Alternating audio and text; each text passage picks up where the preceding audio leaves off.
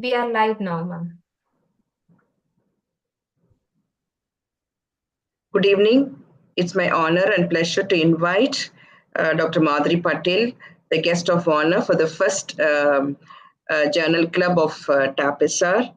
Dr. Madhuri ma'am is the Clinical Director of Patel's Fertility Endoscopy Clinic, Bangalore, Associate Editor of Fertility's Reality Journal, Chairperson Aspire up to 2025, President and Founder Member of Fertility Preservation Society, Vice President ISAR, and board member of Antigen Access PCO Society, governing council member ICOG up to 2023, associate editor of Onco Fertility Journal, awards Dr. Durusha Life Achievement Award, and Vidya Vibhushan Award ICOG 2021, founder chairperson of Karnataka ISAR, and principal and course coordinator of fellowship and certificate course in reproductive medicine of Rajiv Gandhi University. Over to you, ma'am. Yeah, I thank President Sarath Bhatena and Kundavi for inviting me here to be guest of honor. I would really love to be there throughout the discussion, but as I need to moderate a panel at 8 o'clock, so I would not be able to attend. And I think both the topics chosen are very controversial and are recent because still there's not much evidence basically for subendometrial injection of PRP or PGTA, because again on PGTA in older age group, if you have lesser number of oocytes, again it's controversial whether we should do a PGTA or not, because then we need to freeze all the embryos, because we know that as it is, I mean the mitochondrial quantity as well as the abnormalities are much higher in these patients, and then probably your freezing might cause epigenetic changes. So both the topics are very controversial, and I'm sure both the topics are going to be very interesting, and I think it would be a great discussion. So if I finish early, I'll again surely join back for the papers, and I wish TAPISAR all the best for the new initiative of Journal Club, and I would like to be a part of it whenever you have it for the next time. Not as just to attend it, because I think I'm quite interested in all the newer things. So I wish you all the best for your new venture. Thank you. Thank you, ma'am. Thank you. In spite of your busy schedule, you joined for the inaugural thing. Thank you so much, ma'am.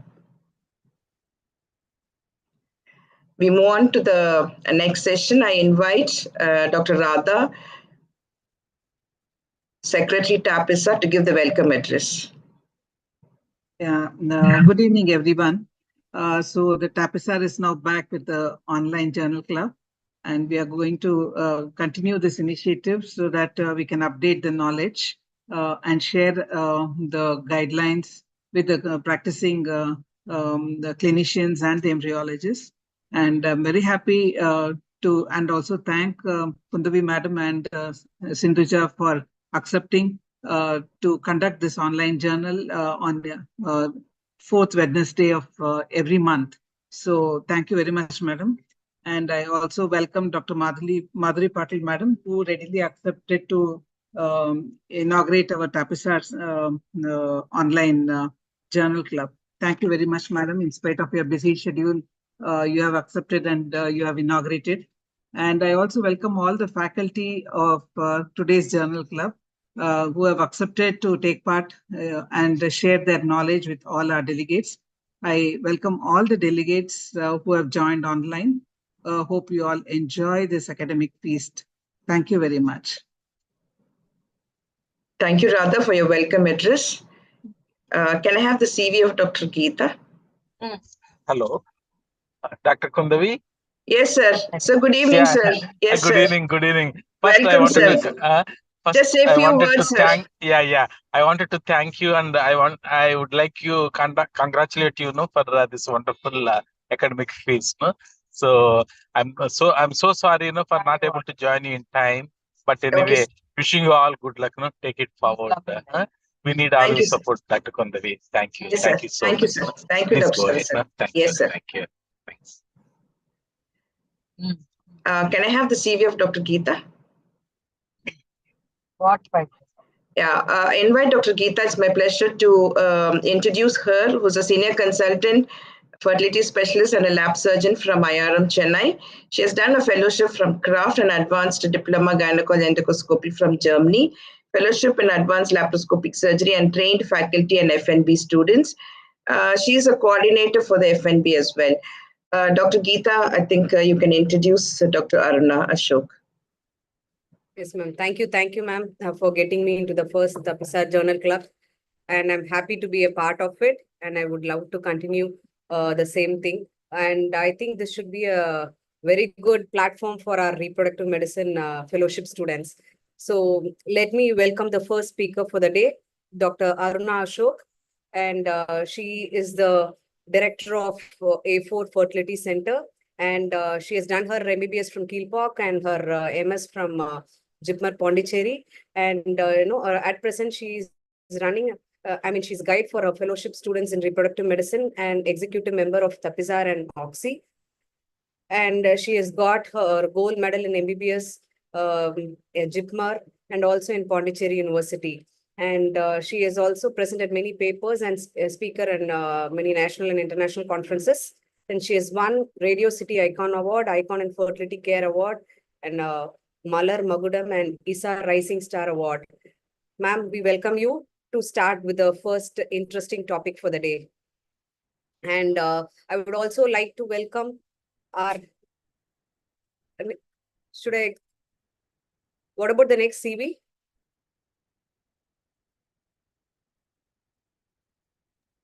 Ma'am, you're on mute, ma'am. No. So let me welcome our expert for the day, for the session, Dr. Geeta Haripriya. Madam is a fellow of Royal College of Obstetrician and Gynecology since September 2007, and she has got the award of Lifetime Achievement Award in 2010, and also Best Doctor Award by Dr. MGR University. And she at present, she is a medical director of Prashant Fertility Research Center. Ma'am, we are very happy to have you here today. So let us start the session.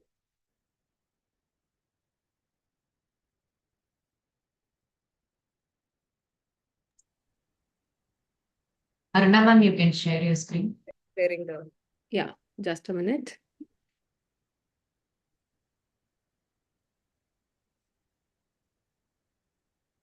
So we have an interesting topic today by the right person, I should say, who's performing a lot of PRPs for thin endometrium especially, so we can have all her doubts clarified.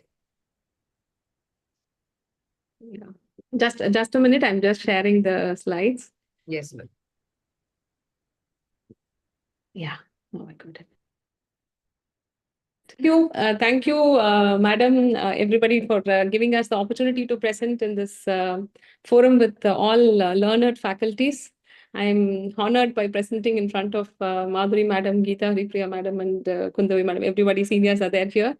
So this is the article which we presented in the ESHRE Human Reproduction Journal this year as a poster, but I've just taken in detail the article, what we presented.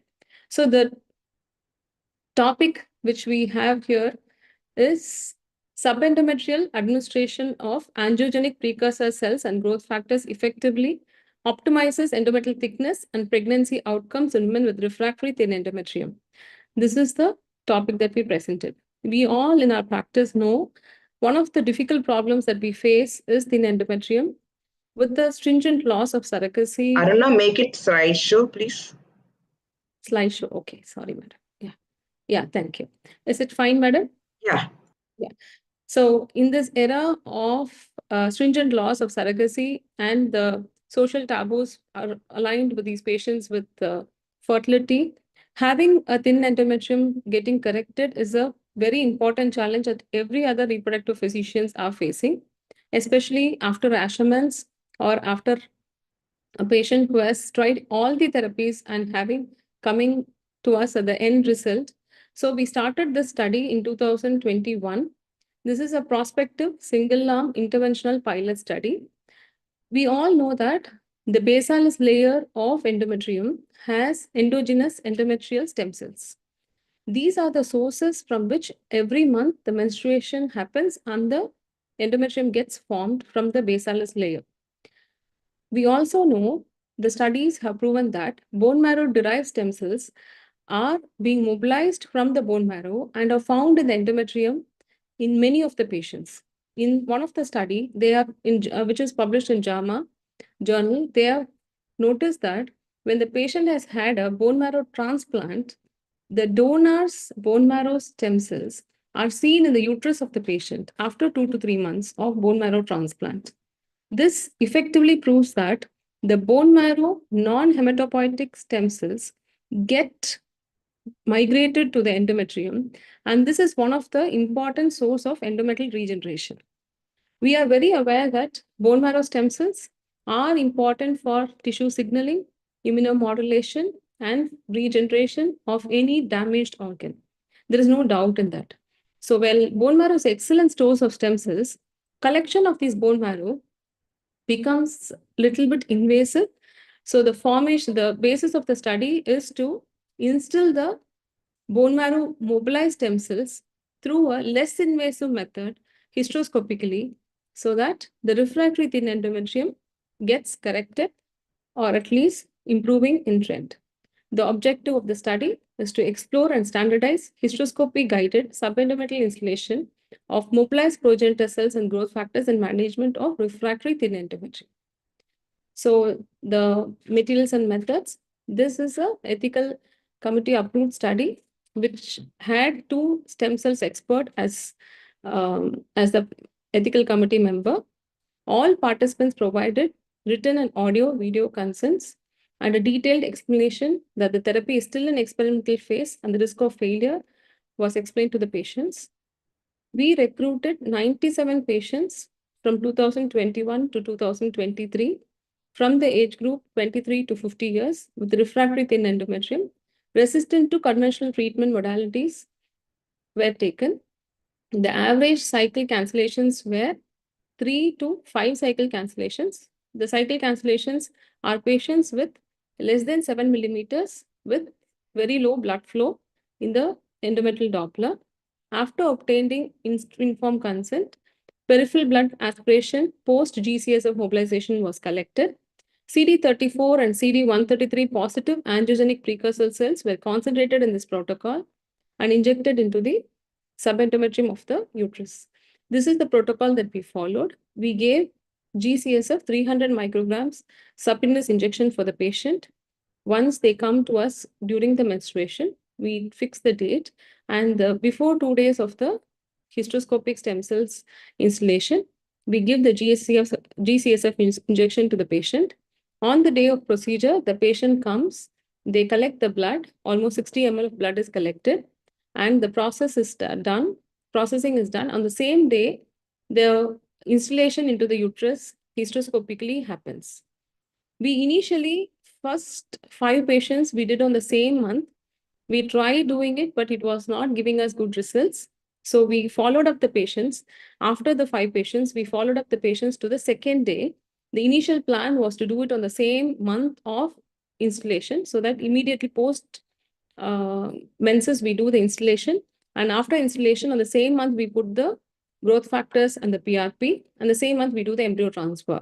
For the first 5 patients, we didn't get a good result, but the next time we got a result. So we had to modify the protocol and go for the next cycle, intrauterine growth factor installation. And then we did the embryo transfer in the subsequent cycle. So the current cycle, subendometrial installation is done. The next cycle, they get the remaining growth factors which were frozen in the bank. And then the installation happens and the embryo transfer happens in the subsequent cycle.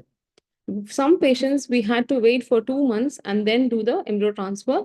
But this study, we had just restricted ourselves to whatever we have done up to 3 cycles post installation. We have not taken the data for patients who had not received good endometrium, who has not got a good endometrium after 3 months of installation.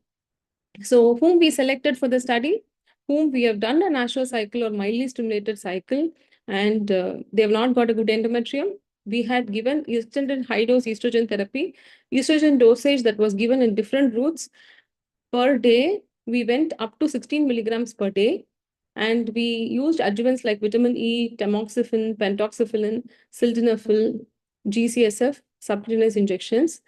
Despite that, if the endometrium is not developing, then the patient is given PRP, 3 installations in a cycle was done. Some patients had 1 to 2 cycles of PRP installations.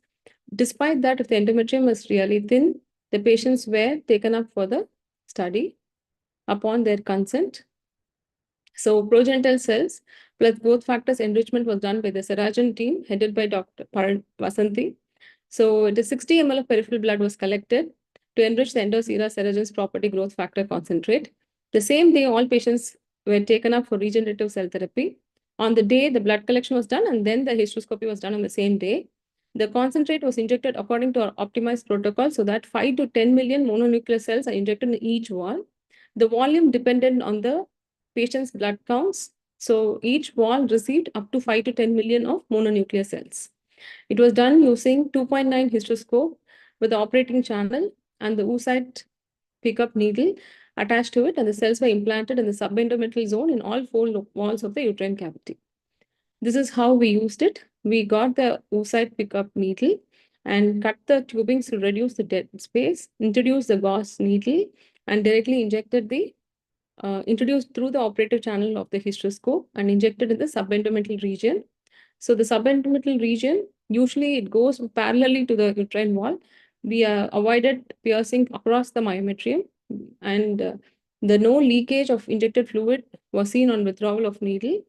So usually the installation is done within 20 to 30 minutes of its preparation. The procedure itself lasts only for a few minutes. This is how we inject. I have got a video of how we injected. Anyway, this is a fast forward video. So we can see here, we have injected in the anterior wall. Slow installation is necessary, otherwise the spilling of the material happens. We inject in the anterior wall and then in the posterior wall, almost parallel to the endometrial surface, so that this endometrium, it is injected in the subendometrial layer.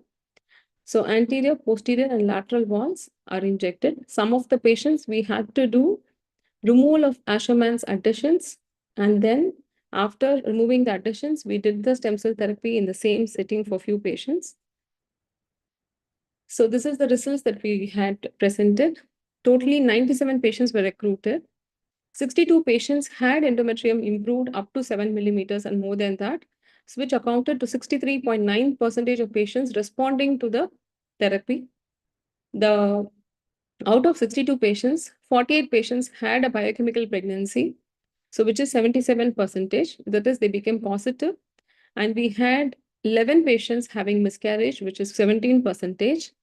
We had 25 patients who has delivered a healthy live birth, had a healthy live birth. And now we have 12 patients with ongoing pregnancy. And the cycle cancelled in the next 2 months is 35. That is 36% of the patients who underwent HSEI didn't have a good endometrium in the next 2 months. The data of 35 patients cancelled and are not analyzed in this study because we had to take up only for the first was taken as the study protocol. We have yet to analyze the patients whom we have followed up for 6 months even. Upon patients' insistence, 4 of the patients who had failed with the subendometrial installation from peripheral blood mononuclear cells that we have taken, we have done for 4 patients bone marrow aspirations, and then the same protocol was followed again, and 3 patients have conceived and 1 patient had a miscarriage after bone marrow aspiration, and they are still on treatment. The side effects that we had with the patients are, after GCSF injection, 10 of our patients had reported to us with mild fever and fatigue, and almost 15 patients reported with headache and bone pain. And post-hysteroscopy, pain was noted, especially in patients who had intrauterine stent after Asherman's adhesiolysis. Otherwise, mild discomfort was noted, but none of them needed readmission or any anti-allergic measures. There was no allergic reactions or adverse reactions. So other observations which was not in the primary outcome that we wanted to see are improvement in the menstrual flow in the Asherman's patients. Out of the patients whom we delivered, 3 of the patients who had Asherman's got corrected and had a baby born after HSEI had adherent placenta, and we had to do resection of the adherent placenta after 45 days of the delivery. So maybe these patients who had a very thin endometrium had a very adherent placenta. This was observation which we had to prove. We noticed lesser risk of preeclampsia, and all the babies had a good weight, and the lesser risk of low birth weight babies, all basically due to the better placentation maybe. Coming to the discussion of why we had to do the study and what we found out was, so refractory thin endometrium, despite all possible medications that we use and all adjuvants that we use were taken up, and the study from whatever we referred, there were studies where this endometrial stem cells are injected through myometrium, transmyometrial. Under sedation, transmyometrial installation was done from few studies, and stem cells were injected through the uterine vessels in few of the studies. Few studies, however, had subendometrial installation. When we wanted to standardize the protocol of subendometrial installation and see whether it is going to be helpful, because we need a tertiary level of care, when tertiary level of institution to do uterine interventional radiographic procedures. Transmyometrial, we thought it's invasive for the patient. So subendometrial stem cell installation was taken up for the procedure. And the bone marrow aspiration of the stem cells was tried in many of the studies. Directly, bone marrow is aspirate from the iliac crest is also invasive. Many of the patients, when we explained, were not ready for a bone marrow aspiration. So when we had scientific updates which were published about autologous GCSF mobilized peripheral blood stem cells, which is giving almost equivalent results when compared to the bone marrow, we wanted to optimize and standardize these protocols of subendometrial installation of peripheral blood mobilized stem cells. So this anyway needs larger study, and we need these are the things. So the conclusion is thin endometrium and RIF is one of the most difficult challenge faced by clinicians in the field of infertility. Cell therapy trials for treatment of endometrial pathologies have reported promising findings with demonstrable safety and early proof of efficacy. Temporary amelioration of intrauterine environment and increase in endometrial thickness is also noted. Focus is now placed on translating these findings in improvement of fertility care. So we also are planning to make more studies on umbilical cord or autologous endometrium derived stem cells or ECM matrix, which has stem cells embedded in it for patients with Asherman's who will be, there are articles, but we are yet to do the protocol. Just a minute. So limitations of the study is further research should explore avenues of women with refractory thin endometrium, offering conception options without resorting to surrogacy. Clinical expertise in patient selection, personalized dosage, administration is crucial. While our study offers promising insights, its limitation includes small sample size, lack of randomization, emphasizing need for larger and controlled trials. Wider implications of findings, validating the feasibility and efficacy of mobilized peripheral blood cells to address challenging endometrial pathologies, particularly in cases where endometrium remains refractory. Future RCT may endorse this approach, potentially signaling a paradigm shift in the fertility treatment, particularly for females unresponsive to recommended interventions and considering surrogacy. So our study combines growth factors and subendometrial installation to enhance endometrial thickness and improving the pregnancy and live birth rate. These are the references that we looked into. This is our ethics committee. And thank you, Team TAPISAR, for the opportunity. Thank you, ma'am. Thank Yes. you. Yeah. Just have a few queries. What type of patients were more receptive for this therapy, ma'am? In your study, what did you see? Like patients with when they have TB endometrium or something like medicated endometrium, they will be more refractive to the adjuvants which we give. So in this type, what you felt it was like when people had idiopathic cause for thin endometrium, they were more responding, or what type of people were responding, or it was same? No, patients who had no additions inside, no fibroblast noted, no fibrotic bands, they responded very well. Though the endometrium had a bald pattern, once we inject the stem cells, they had a very good pattern. But once the patient had Asherman's and there was a fibrotic bands, they needed sometimes double sitting. We are yet to analyze the results. But initially, we were cutting the bands and then instilling the subendometrial stem cells. Then we thought when we do the second look hysteroscopy, we had seen again the brands forming.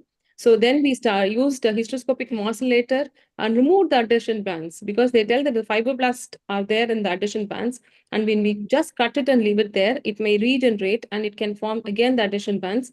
So we started removing with the hysteroscopic morcellator. So the adhesion bands are removed completely. And then we didn't do in the same sitting installation. Then we did the second look hysteroscopy after 2 months and then still they had a better results. So I think in future I will not be doing the Asherman's and hysteroscopic stem cell installation the same sitting for the patients. Maybe we should do it after 2 months of removing the fibroblast bands and making the uterus look okay, the band should be gone, and then you put the stem cells. That will be an optimized protocol. So say 3 months can be the maximum duration when we plan. Yeah. So how many maximum, what was the maximum dosage you had given, ma'am, for your patients? What was the maximum? Dosage of? Like for your installation, sometimes 5 to 10 million cells only in each wall. So maximum is 10 million in each wall the cells will be. So which will be usually be concentrated to 1 to 1.5 ml. We cannot give more volume because it might further come regurgitate. Slow installation is one of the essential step. And not going through the myometrium is one of the step because we want to exactly put it in the subendometrium. Initially, we can even try with the methylene blue so that we know that we have not, how we make sure that we are not having a leaking because the water is going on everywhere and we don't know whether the fluid is coming out or not. So we had to stain the saline with methylene blue and inject and see whether our techniques are proper.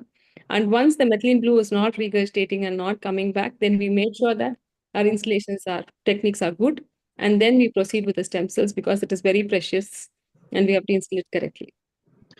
I don't know, like what was the endometrium during the IVF program? Because you must have identified the thin endometrium and Most of the patients are patients who had amenorrhea for 3 months or 6 months, but we informed them earlier itself about need of surrogacy program if this fails, because they had egg collection was easier, but the endometrium, even after stimulation with the 4,000 or 3,000 E2 was only 5.3 or 5 millimeters. We have mentioned as 7 millimeters, but most of the patients had 5 to 5.5 as the endometrium or lesser than that. Never they had a 6.5 also during therapy.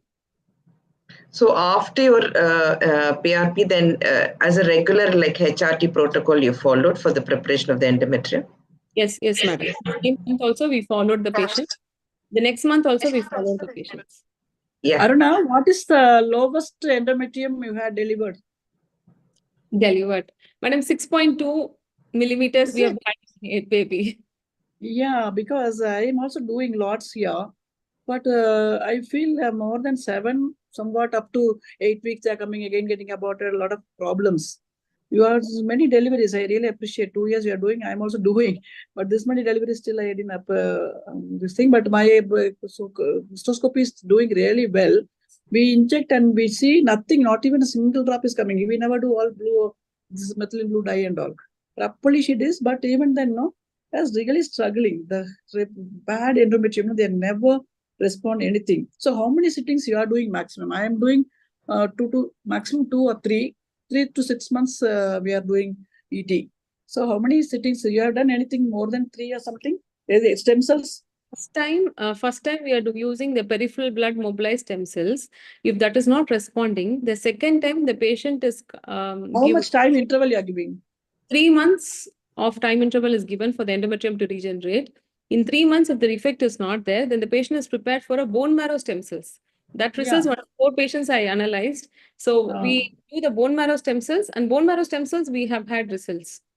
Yeah, bone marrow also irregular. This endometrium, this all this tuberculosis, this and that. See, vaginal you can't even see, but abdominal after filling the bladder, somewhat okay, little the thick endometrium with a lot of, you know, in this what you call this bubble, no, small blobs Okay, some sort of plups they are creating.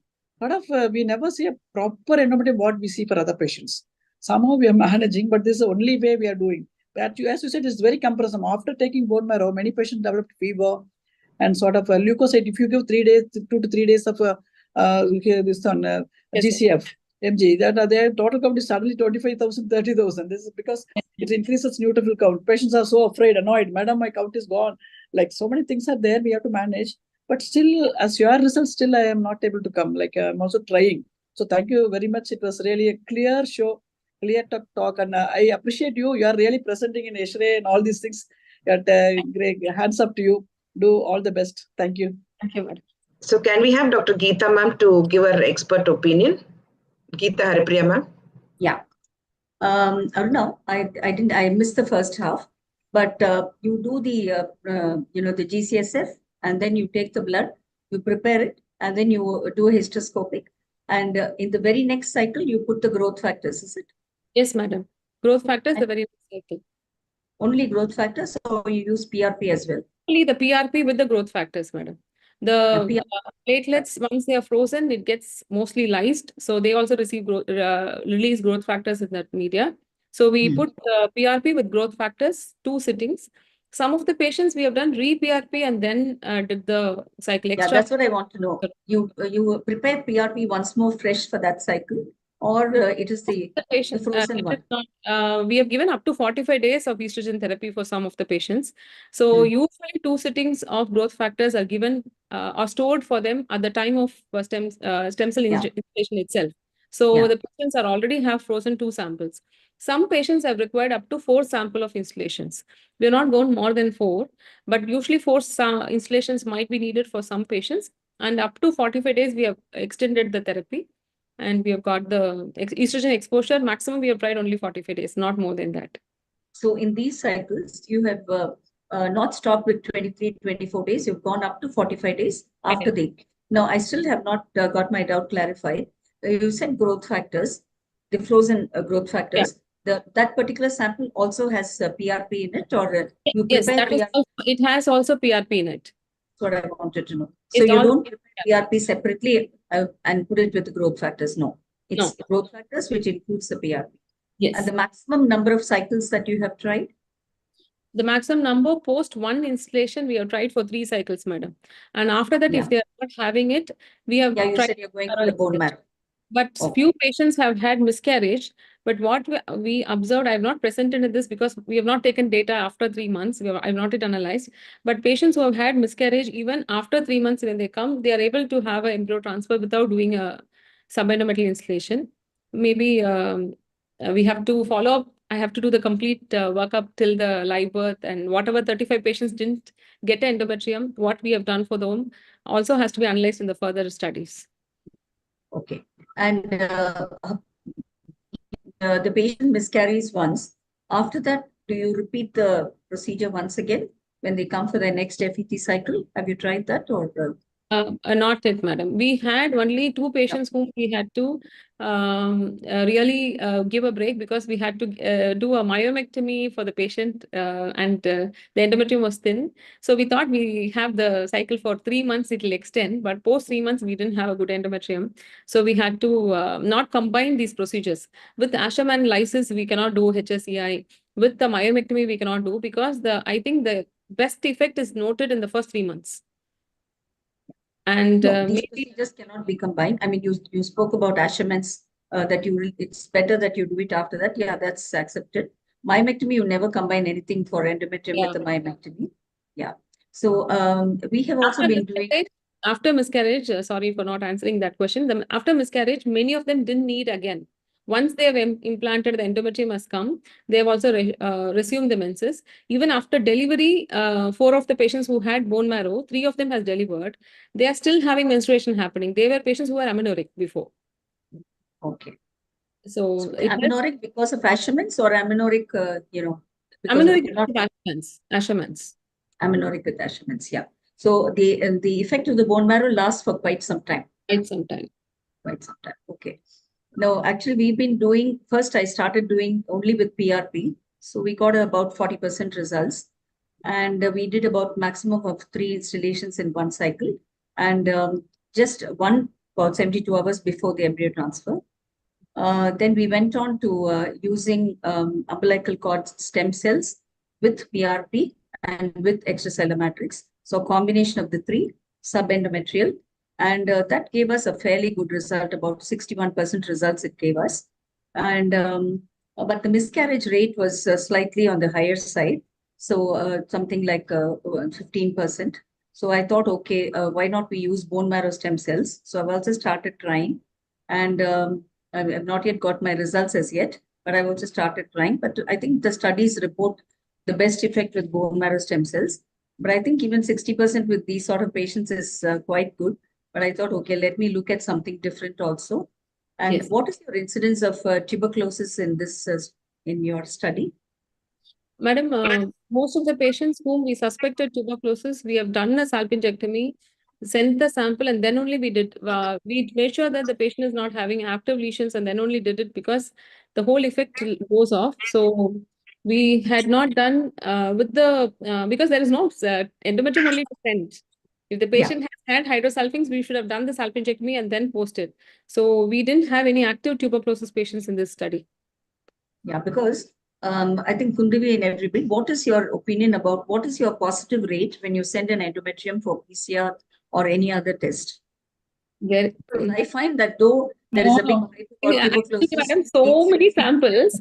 Once I got tuberculosis tubes being positive for granulomatous reaction. In that patient, the endometrium was negative for TB PCR.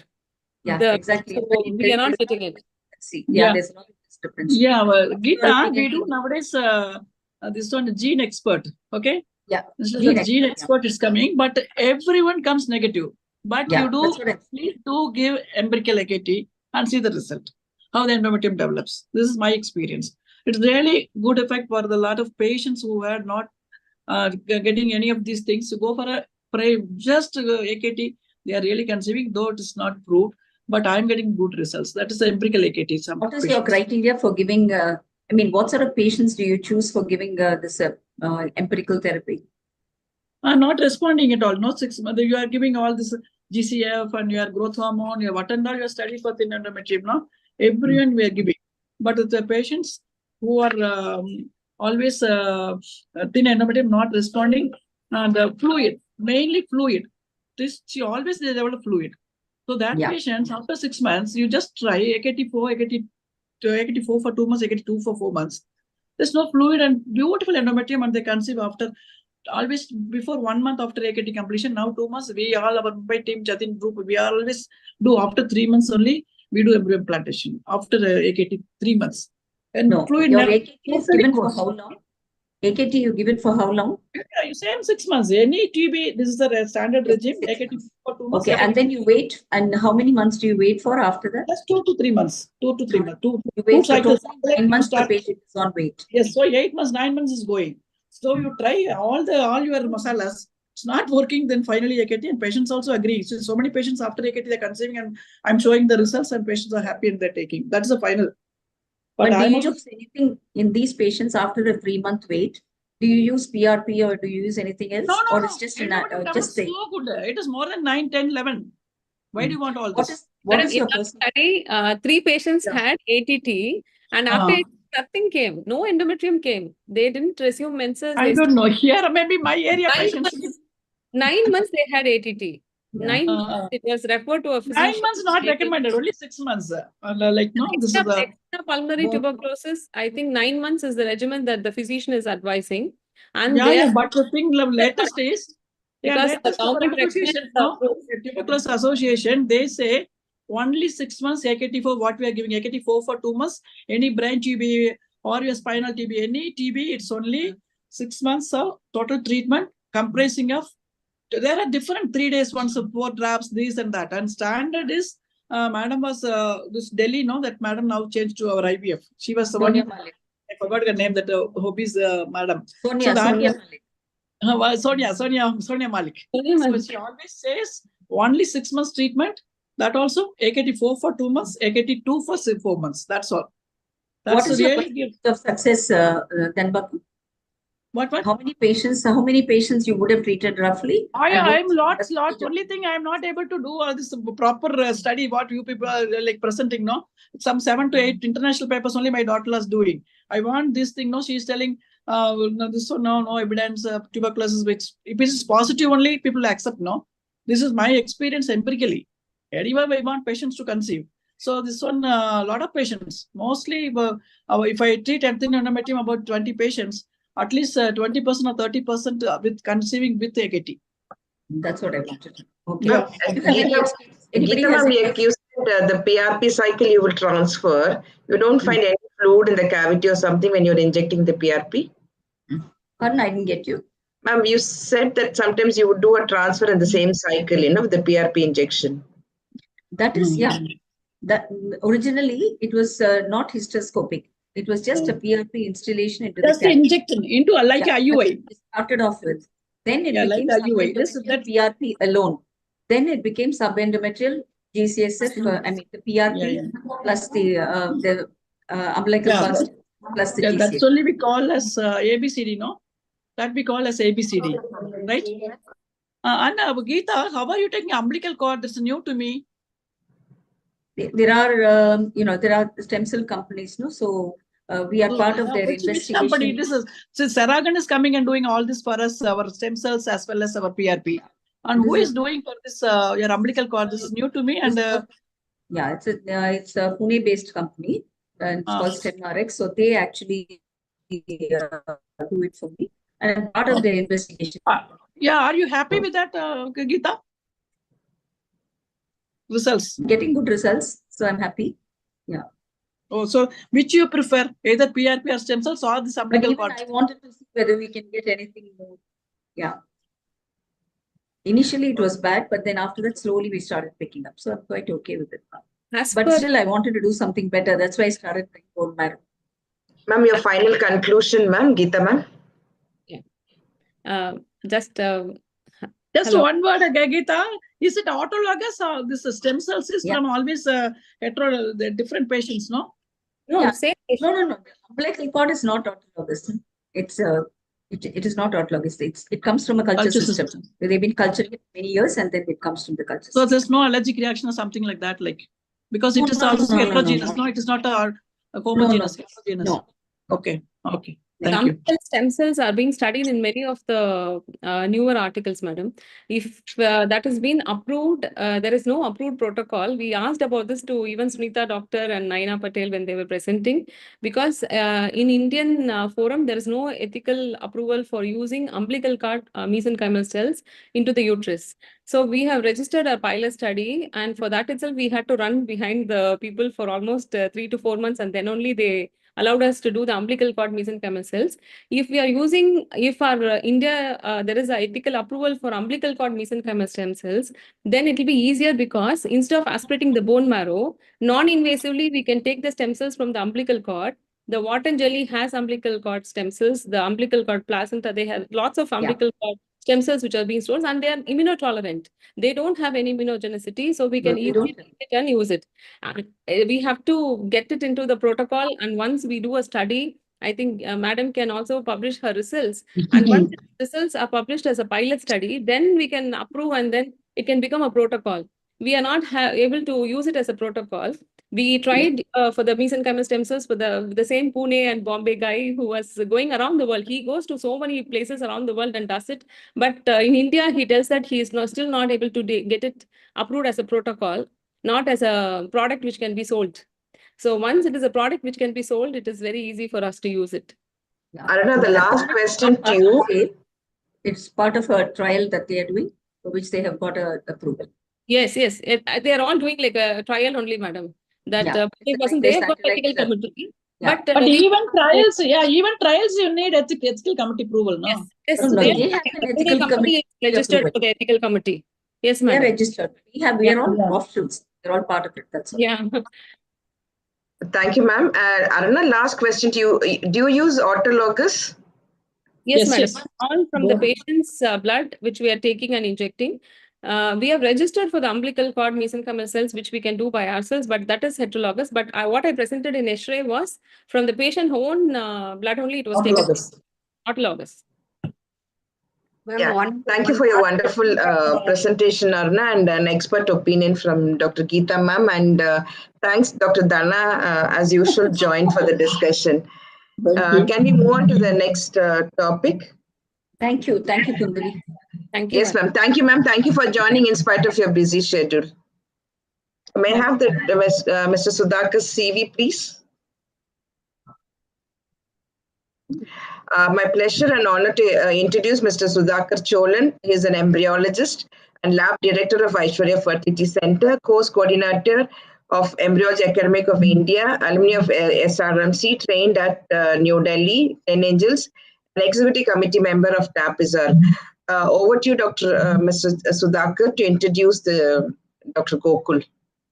Thank you, ma'am, for the introduction. Vanakkam. Happy evening to all. I would like to introduce Dr. Gokul, embryologist from A4 Fertility Center. UG and PG has finished in Ramchandra University. Then he's have the certificate course in time lapse and genetic counseling. Then an invited speaker in Meenakshi Medical College and attended and presented a national and international conference. Then he have the first place in overall paper presentation in ISAR National Conference 2022. Attended various national and international webinar certificate. Then completed 8 e-learning courses in that European history. Then I like to introduce Madam Expert, well-known Dr. Sridhar Madam. Is American Board of Bioanalysis Certificate Embryology Lab Director.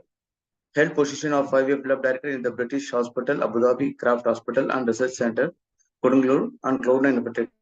More than 25 years of hands-on experience in the clinical embryology. President of AC India. Over to you, madam. Welcome, ma'am. Gokul, sir.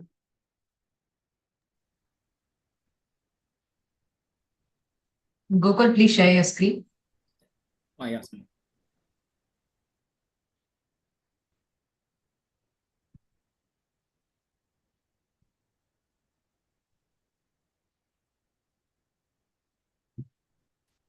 Thank you, sir. And thank you, TAPISAR meeting, for this great opportunity.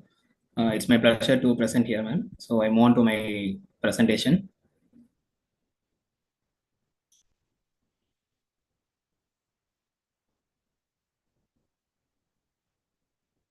So my presentation was an oral presentation which was done in IVRMA, which was done in H3 40th annual meeting. It's an oral presentation. So I selected this topic based on the stroke checklist. I have done the critical analysis. So the topic was pre-implantation genetic testing for aneuploids. 1 minute, ma'am. Sorry. So pre-implantation genetic testing for aneuploids improves the reproductive outcome in advanced maternal age patients undergoing IVF ICSI. And this study was a multi-center retrospective cohort study with propensity score matching.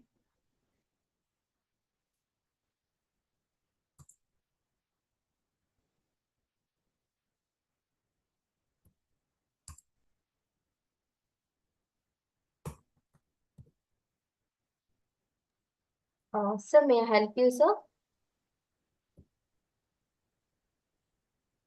Yes, ma'am. Please click on the slide once and you can move the slide, sir. Okay, ma'am. Yeah. Yeah. Okay, thank you.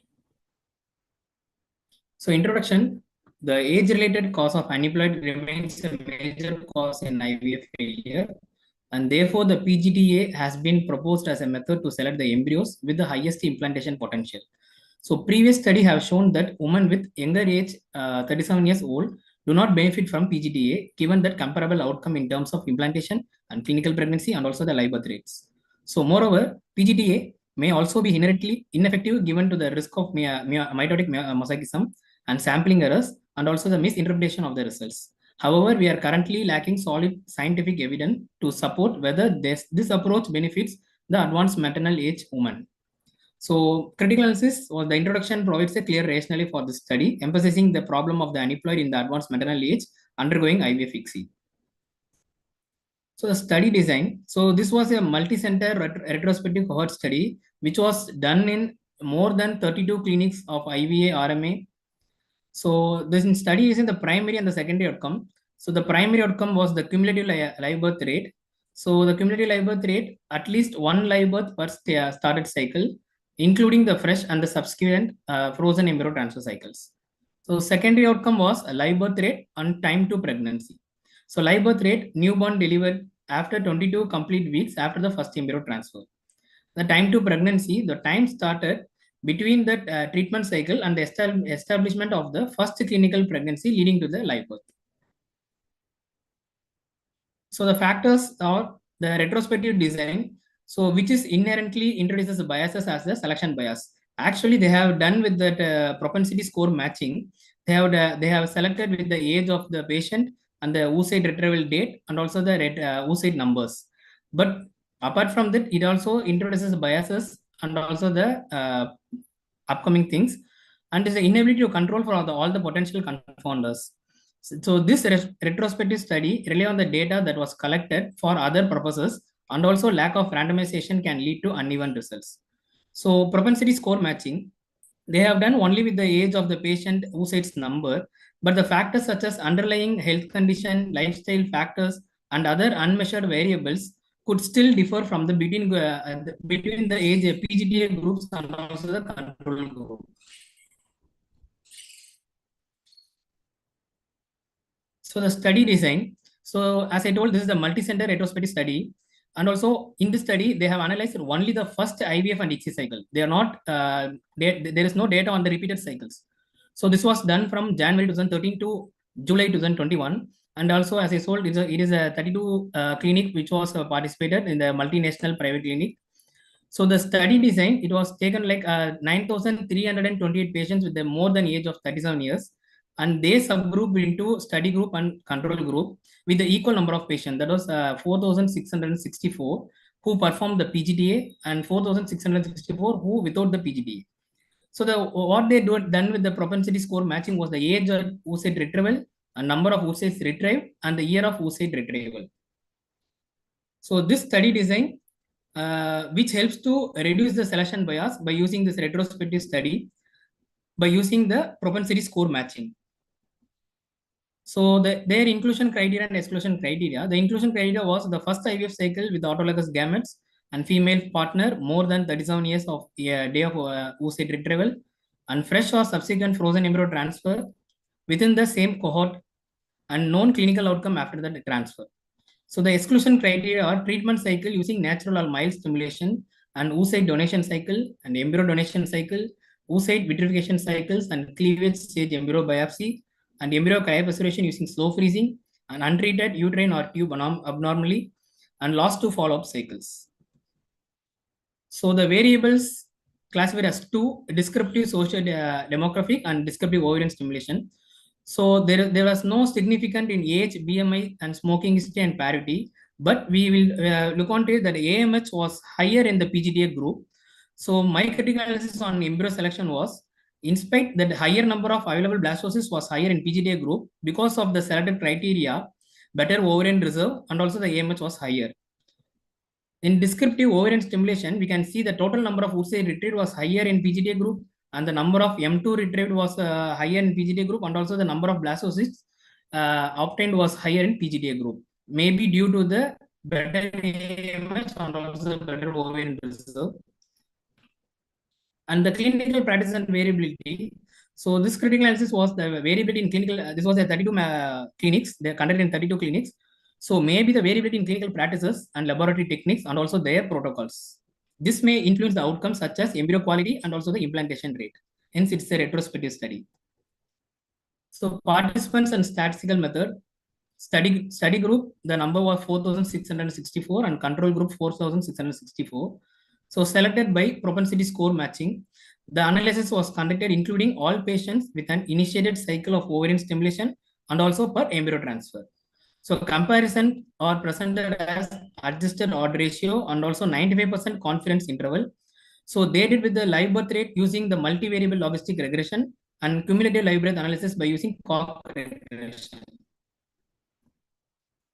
So they were the clear description of the participant flow, and the data provides the embryo characteristic, oocyte retrieved, and number of blastocysts, and PGTA result, that is the euploid rate. So coming to the main result, in the PGTA group, there were 13,153 embryos. In that, 3,854 euploids were obtained. So you can see that euploid rate was 29%, but the aneuploid rate was 68.29%. So in this 49.83, that is in 2,324 patients did not undergo embryo transfer due to unavailable euploid embryos. So in this patient, the PGTA group had more embryo retrieved, that was 11.03 plus or minus 6.82 when compared to control groups, and a higher number of available blastocysts compared to PGTA and control group. In the PGTA group, 13,153 embryos were analyzed with an euploid rate of 29.30 in 3,854 patients. So total 49.83 patients did not undergo embryo transfer due to unavailable of euploid embryos.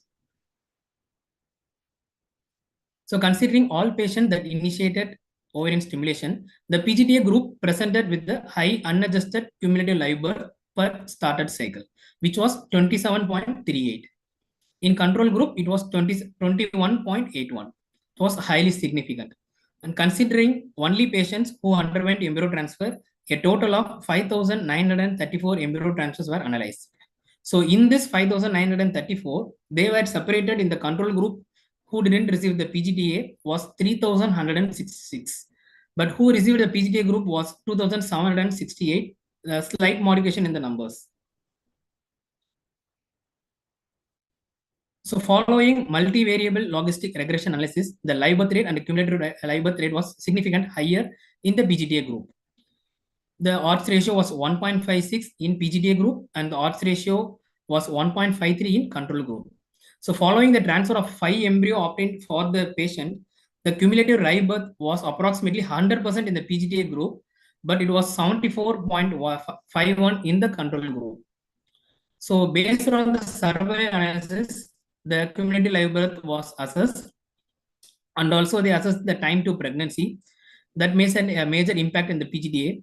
So despite the fact that from the 6 months onwards, the cumulative live birth was higher in the PGTA group, and the median time to pregnancy was higher in the PGTA group. Actually, this was the negative one. So the PGTA group has time to pregnancy was higher, which was 3.27 months, median months, whereas the control group, it was 2.74. But the cumulative live birth and the live birth rate was higher in PGTA group. So this was their data. So where the biochemical pregnancy, clinical pregnancy, and live birth was increased in PGTA group and also reduced in miscarriage, which was highly significant. So main results showed that a higher live birth and cumulative live birth compared to the control group. Using the survey analysis, they have done with higher cumulative live birth over time in the PGTA group, despite longer median time to pregnancy. So in this result, the live birth rate following the multivariable logistic regression, the live birth and cumulative live birth was analyzed based on the propensity score matching. That was age, BMI, smoking status.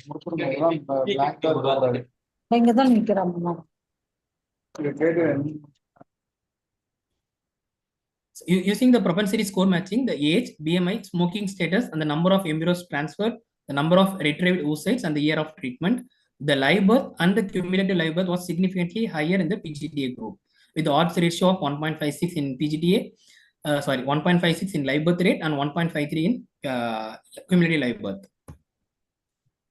So the time to pregnancy till the live birth, which was in the median months of PGTA group as a higher, the live birth when compared to the control group, which was 4.13. And also the cumulative live birth was increased in PGTA group with the more than 99% in the group, whereas 74.51 in the control group. But the time to pregnancy to the clinical pregnancy was higher in PGTA group, maybe due to embryo biopsy or the embryo quality. But in control group, the median months to clinical pregnancy was lower. So the limitation, this study is limited by its retrospective design and low number of women with more than 3 embryos transferred. Also the fact that only the first IVF cycle was analyzed, but does not provide data on repeated cycle outcome. So the limitation, the analysis was performed per PGTA performed, and their further research is needed per intended PGTA. So they performed only who actually had the embryo tested in the group with a good prognosis with AMH of 3 and the blastocyst more than 3. But they are telling like further research is needed for the per intended, meaning that the patient who may enter the stimulation without their blastocyst, they are not analyzed. So conclusion. So our findings suggest that in older women, in older women more than 37 years with at least one available embryo to biopsy, perform PGTA may improve the reproductive outcome and time to pregnancy. That will provide a clinical tool for the embryo selection. So biases and limitations. Study acknowledges limitations such as its retrospective design and potential for unmeasured confounders and lack of data on repeated cycle outcomes. The one thing we have to look on is the time to pregnancy was higher. So while PGTA was performed in while the PGTA showed the higher cumulative live birth from the 6 months onwards, the median time to pregnancy was longer. So this discrepancy may be due to various factors such as delayed embryo transfer after biopsy or differences in embryo quality affecting the implantation rates. So this is the critical analysis was other information regarding the funding and ethics approval. There were no information provided in the abstract about the funding sources and also no information provided in the abstract about the ethical approval. So the overall assessment, the abstract provides a comprehensive overview of the study objective, methods, and also the key finding. However, it lacks certain detail required for complete the stroke checklist, such as funding sources and also the ethic approval status. Only strength of the studies include the larger sample size and the inflexible matching criteria by using the propensity score matching and also a detailed statistical analysis. So my conclusion, while the study suggests the PGTA may improve the live birth and also the cumulative live birth in women over 37 years who are undergoing IVF exes, these findings should be interpreted cautiously due to potential confounding factors inherent in the study design and also the population characteristics. So further prospective studies with randomized control designs are necessary to confirm these findings and better clarify the true effectiveness and also the safety of the PGTA in this specific patient group. Thank you. Thank you, Dr. Gokul, for the wonderful presentation. Any questions? Gokul, it's all single embryo transfer? All? Yes, sir, it's all single eukaryotic embryo transfer. For control group and for PGTA group. Okay. Sir, for the PGTA group, sir. For PGTA single and for control group? Sir, for both, also sorry, sir, for the both group, the single euploid embryo transfer, sir. Only SCTs.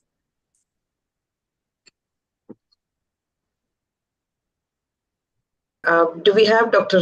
Sujata here? Thank you very much, Kundevi ma'am, and Yeah, thank the team for having me here. My 2 cents on this paper. First of all, I think it's a very good attempt because they have just tried to, kind of fine tune and whatever interpretation is already there in the literature by increasing the sample size. But then, as he rightly pointed out, the variability is enormous. First of all, a multi-center study, we all know that just in embryology laboratory itself, like you can have 200 to 300 factors which can influence your outcome. So that is an enormous variability. Second thing is that retrospective, we all know that like how much ever we try to convince ourselves, a retrospective study is, it's something which we cannot rely on 100%. And another thing here is the attrition rate. Like many of the, I don't remember the numbers exactly, but there are quite a lot of dropouts who did not have embryo transfer. That also can actually influence the outcome. Now, basically, even if you consider all these parameters, like they have shown that there is an increase in the live birth rate, which I think many papers, they actually say, all these isolated papers, they say that there is an increase in the live birth rate. But I'm a little bit surprised about the cumulative live birth rate because the evidence which is there until now says clearly that first time pregnancy increases. especially in elderly women. But whereas when you're talking about cumulative live birth, the cumulative live birth is substantially lower than the non-PGTA patient. That is the evidence we have until now. But here, I think they have shown an increase in the cumulative live birth. Similarly, the evidence so far on time to pregnancy also says that in PGTA cycles, actually it takes a longer time compared to non-PGTA cycles. The reason being, like, you have to wait for the results to come, then you start the patient on endometrial preparation. So if you're just looking at that, they say that like either it is comparable or in fact in PGTA cycles, it is slightly higher. That is what the evidence so far had said. But here they have quoted that the time to pregnancy is lesser. And another thing what I want to say here is, see, the mere idea of looking for a euploid embryo and transferring it in a elderly woman, like, see, we all know that aneuploidy is not the only reason for missed abortion or for not for a pregnancy not continuing. So that itself is a huge bias here. So that's it about the paper. But if you want to actually ask my opinion on PGTA in elderly women, I would say, see, they have said women over 37 years. So if a Caucasian woman is considered elderly over 37 years, an Indian equivalent would be somewhere around 30 years, because Indian women, I think they age much earlier. So, like, if we are looking at our scenario, then we have to apply this at an age of 30. Now, what happens in elderly women is the number of oocytes we get is only considerably lower. And definitely the number of embryo transfers would be reduced because many of the embryos would be deemed aneuploid and we will not transfer, or even, like they could be mosaic and the level of mosaicism could be different, and that can influence the outcome. Now, another thing here is like the major issue what I see in PGTA practice in our country is the procedure itself. Like there was a consensus meeting somewhere in the UK, and one of the principal investigator had raised this issue of safety of the procedure. And that is a major concern in our scenario, because we do not have any proper system of training or validation of biopsy, embryo biopsy. Many a times, like it is just learning over somebody else's shoulder, and then they just try to do some 30 numbers and kind of get validated. So, like that itself can cause a major issue. If you're just weighing between the pros and cons, I would feel that like if you just have 2 or 3 embryos, instead of biopsying it and damaging it, unless you are 100 or 1000% sure that your biopsy techniques, your equipment is in the best form, it is better to just leave it alone and do without a PGTA.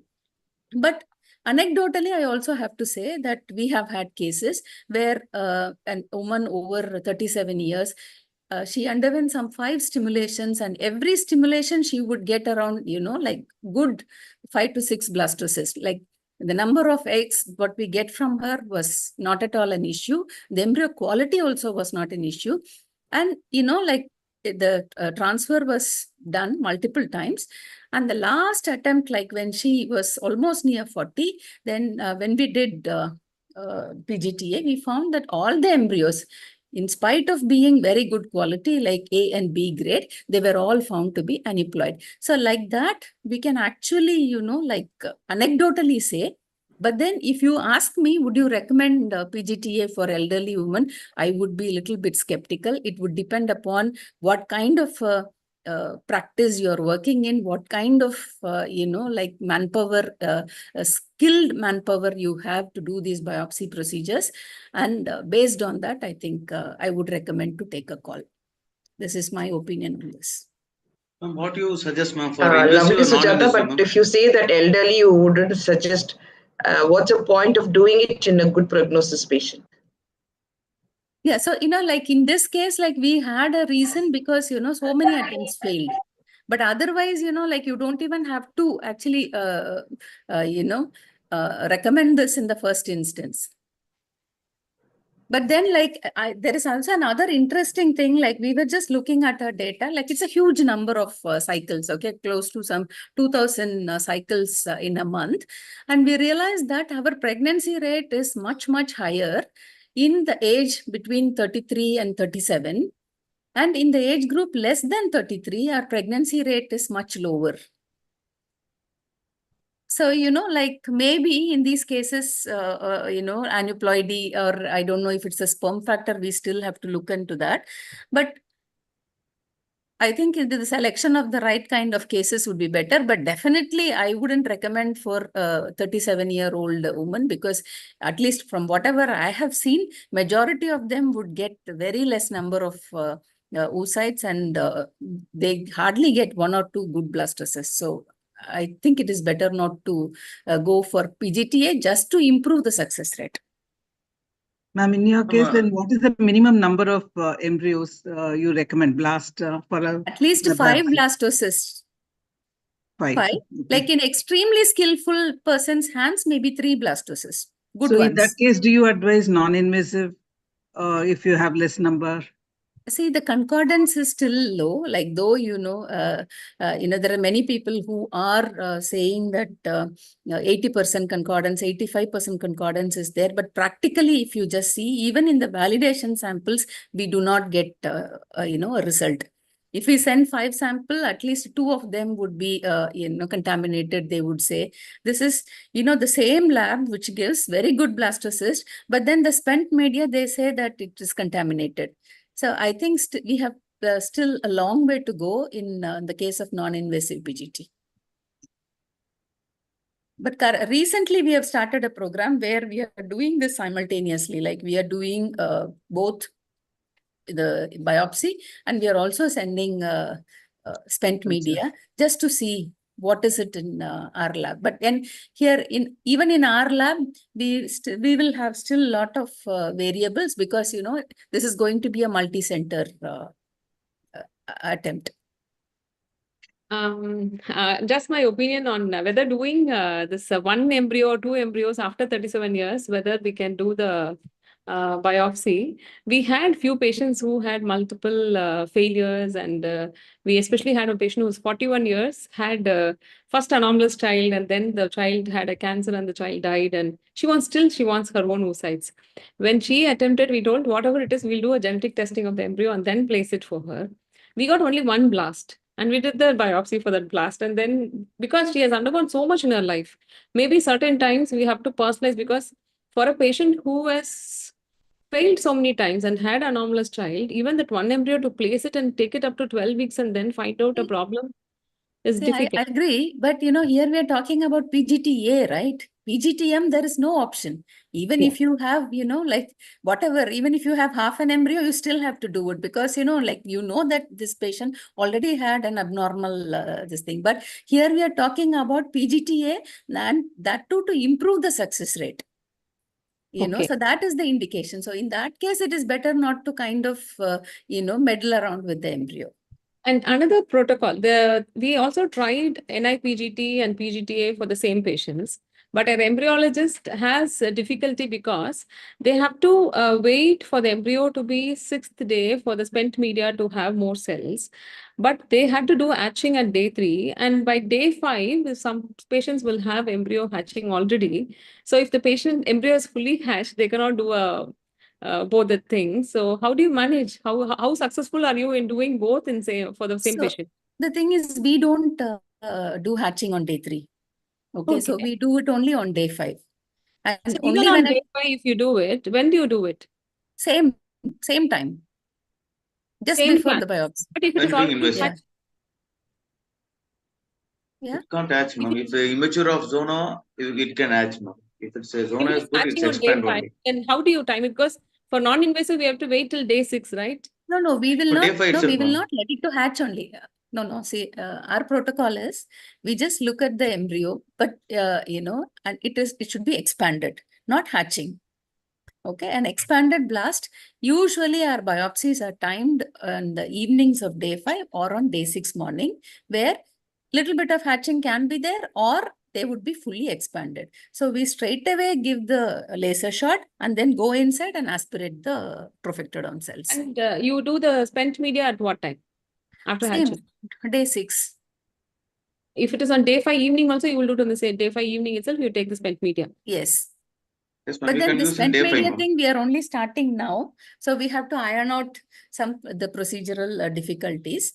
But biopsies are like this. Yeah. Thank you. Thank you for the inputs. Yeah.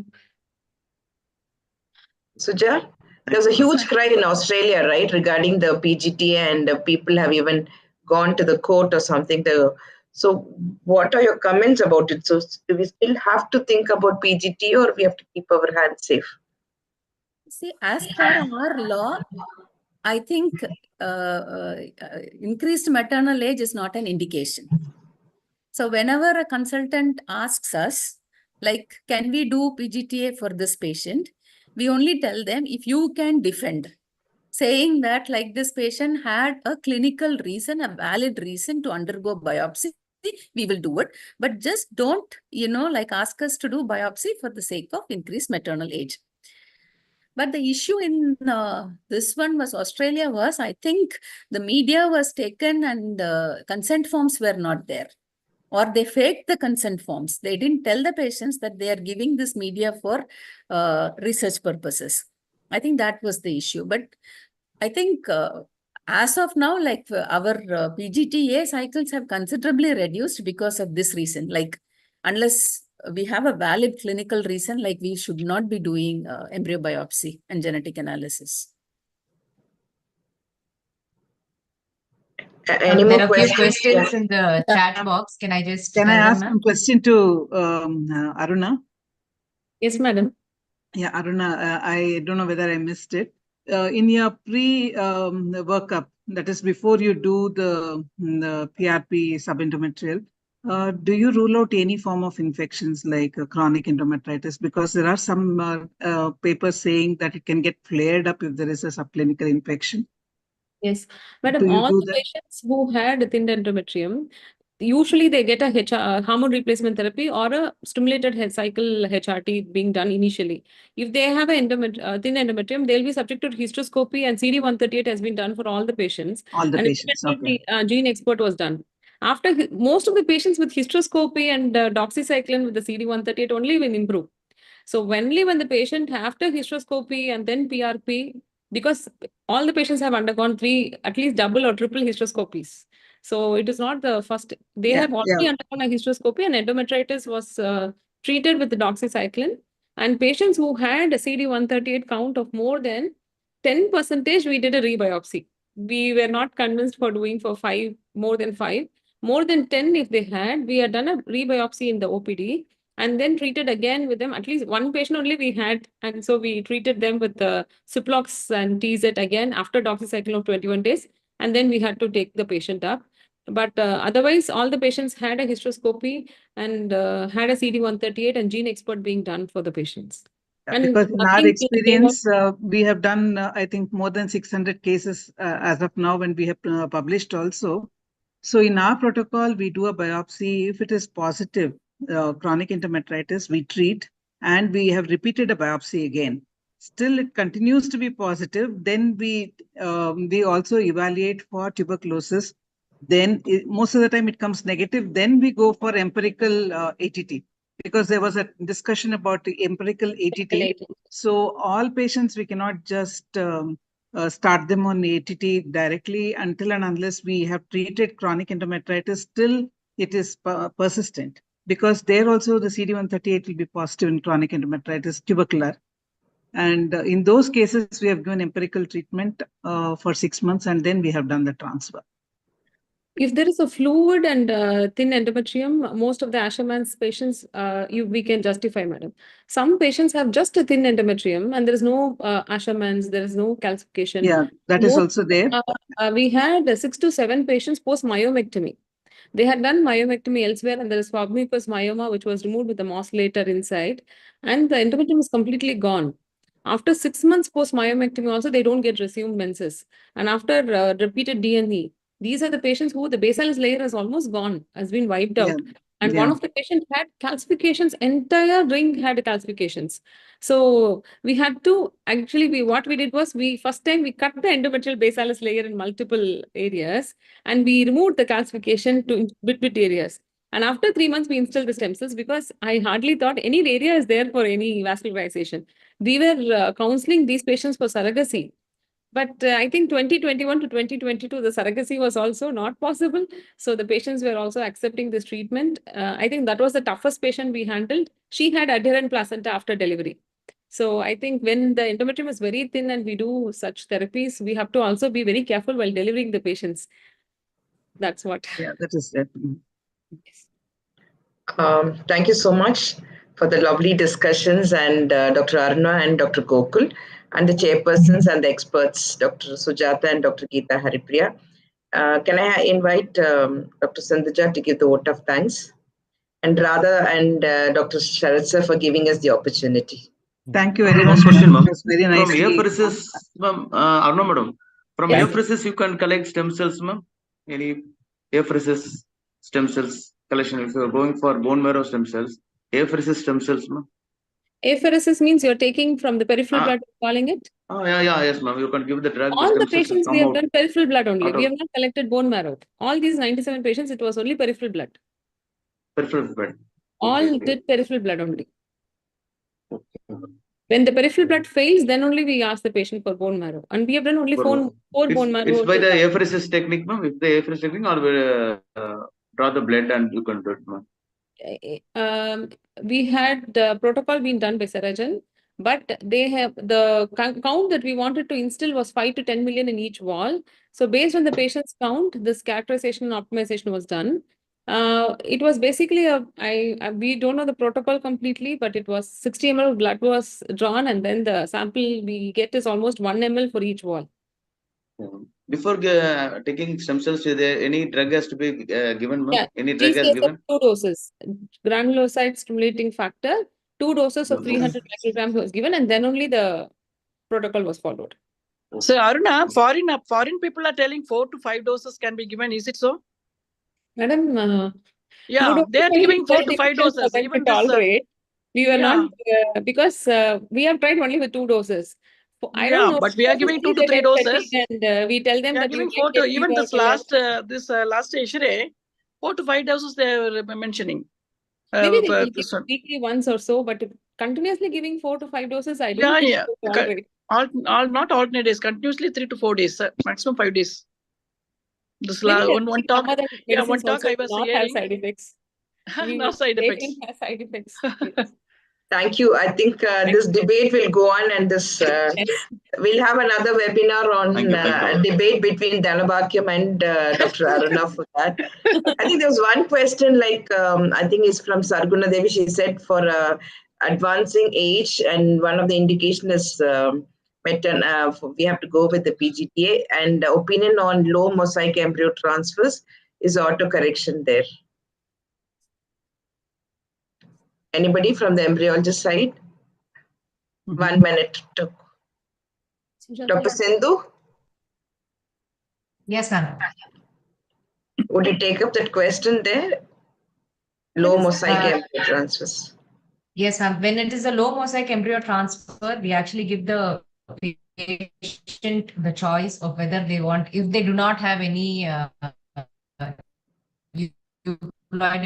embryos for transfer and it's all low mosaic, then we can give the patient the choice, explaining the transfer that is given the priority first, ma'am. Sujata ma'am, would you like to add anything on this? So the thing is, like, see, pregnancies from these mosaic embryos itself shows that there should be some, autocorrection there. Either it is autocorrection there, or it is, the number of euploid cells are much, much higher than the aneuploid cells. So, that itself is a proof. But I think it is very hard to kind of, prove that it is autocorrection. We had 3 patients who we did a low mosaic embryo transfer, but we also did a NIPT at the time and delivery. They have delivered and we have done a fetal what baby karyotyping also, it is euploid.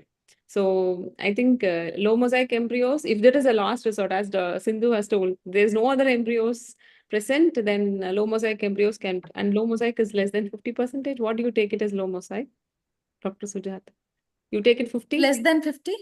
Yes, the same 50 if it is. So another thing, the issue with this increased maternal age, suppose if you get 1 embryo or 2 embryos, and then if both of them are aneuploid, okay, not even mosaic, there are patients who would come and ask, like, let us do the transfer. Then you take a consent and then you tell them like this is aneuploid, but they still insist, and it becomes a big dilemma. Sometimes I wonder why even go through it. And knowing that, I think for the clinician also it's a trauma, because you know that you are transferring an embryo which is, like aneuploid. But again, another thing is this, how much of errors will be there? Though we are giving it to all good labs, in the transport there is problem. So are we trying to say a good embryo as bad, or, with fragmented DNA, or if the cells isolated because of the laser, are they damaged? Does it actually match with the cells which is present in the embryo? I think all these are all big question marks where we do not have a clear-cut answer. Yes, ma'am. One companies are given abnormal, then I give for the validation paper, they gave normal. Sujata? Ethically, Madam? are we correct, ma'am? If they're insisting to go for a transfer, can we go ahead, even if they give consent? No, knowingly it's unemployed? No, it is not correct. But then the thing is, like, it is not that they give consent. They insist that they want this embryo to be transferred. They do not give consent for this embryo to be discarded. Yeah, that is there. Dr. Sujata? This is Dr. Vijay. Yes, ma'am. I just would like to know, after the aneuploidy, we say aneuploidy, what is the percentage of, which is common aneuploidy? What is the most common aneuploidy of the embryos you've seen? I think I'll have to check, because once it is this thing, I have not kept track of that. But then maybe I will just look into that and I will get back. Especially in this elderly women, I will just get back. I just want to know, was my interest. How what are the type of aneuploidies you get more? I mean, in the age group, this age group. Sure, I'll get back on that. Okay, thank you, Dr. I think there is one question on this miscarriages in miscarriages in PGTA group. I already said that, ploidy status is not the only reason for miscarriage. Miscarriage could be because of metabolic reasons also. So I think there are companies who are combining both the ploidy status as well as the metabolic status, and hope we get some more information on these miscarriages and live birth rate. Okay. Yeah, thank you. And can I have Sindhujat for the vote of thanks? It was a lovely discussion. An excellent take-home message from both the speakers and both the experts.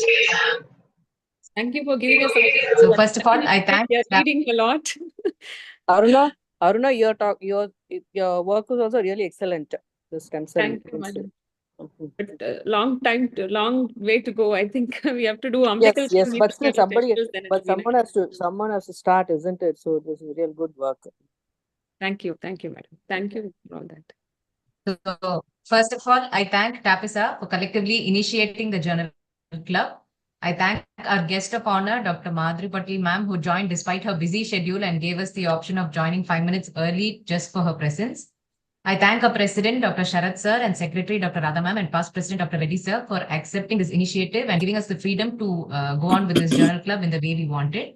I thank the chairpersons for today's session, Dr. Geeta and Sudhakar sir, speakers, Dr. Aruna ma'am and Gokul, and experts, Dr. Geeta Haripriya ma'am and Sujata ma'am, for staying for the entire session and giving us your valuable inputs and your time. We know how precious it is. I thank Kundavi ma'am for guiding me and coordinating this journal club and answering all my queries patiently during the arrangement process. I thank all the EC members for joining today, and I thank the delegates. Without you, this journal club would not have not been a success. I thank Shield Connect for streaming this journal club, and Mohan for making the invite for us. And we request you all on behalf of TAPISAR to join us tomorrow at Hotel Green Park at 7:30 p.m. for World IVF Day. Since I'm an embryologist, I have to say /Embryologist Day celebrations at Green Park Hotel tomorrow. Please join us. Thank you. Happy thank Embryologist first, Day. yeah. Thank you. Thank Thank you. all. Like Thank you all, this, madam. we are starting Yeah. correctly Thank in I time. thank Dr. Kundavi for accepting Journal Club head. Without Kundavi, our TAPISAR will not have any better Journal Club. Thank you so much, Kundavi, for accepting my Thank you, request. Dr. Dana. Come as Thank you. Thank you, yes, Dr. head of, Dardagam, this for Journal doing my Club. job. Thank you so No? much. Thank you. Thank you. Thank you, We Sharad have sir. just started on the Kundavi, 46th you did a wonderful IVF job, day. no? Both of you. Yeah. Thank you. Thank you, Thank sir. you so Thank you, much. sir. Thank you. Thank